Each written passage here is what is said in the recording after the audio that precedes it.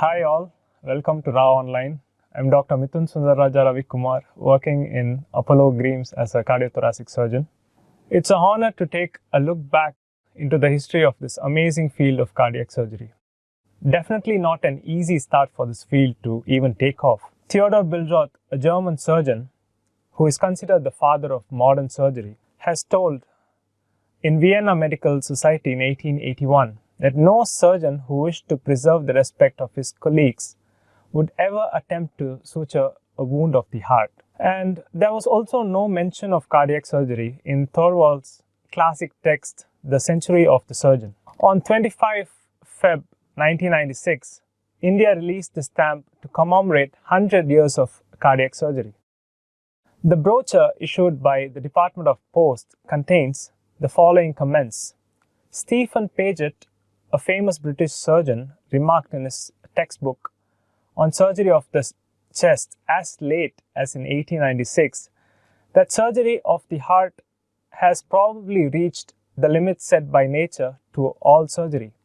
No new method and no new discovery can overcome the natural difficulties that attend the wound of the heart. The same year, however, Ludwig Renn of Frankfurt performed the first successful repair of the stab wound of the heart. The era of cardiac surgery has begun. So, in 1891, Henry Dalton in St. Louis was the first surgeon to repair a pericardial wound in a human being.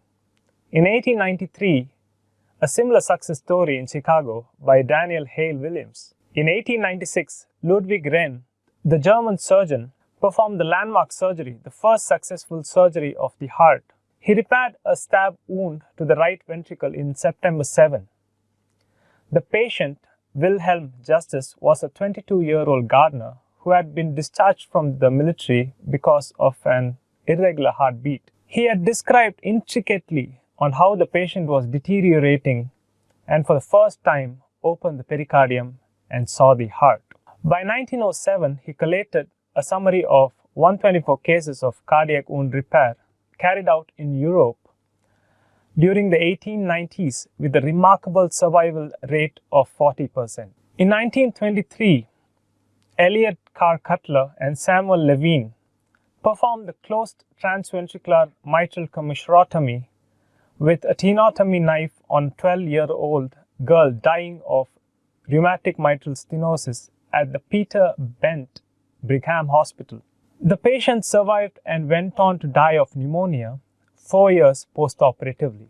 In 1925, in England, Henry Southard performed the first open mitral valvotomy in a 15-year-old female with severe mitral stenosis using manual dilatation. It's the first known successful intracardiac operation. Unfortunately, Henry Southard was only permitted to do the operation once. His physician colleagues at the time decided the procedure was not justified and he could not continue. Between 1923 and 1928, Cutler, Beck and Southard reported 10 cases of surgical repair of mitral valve stenosis.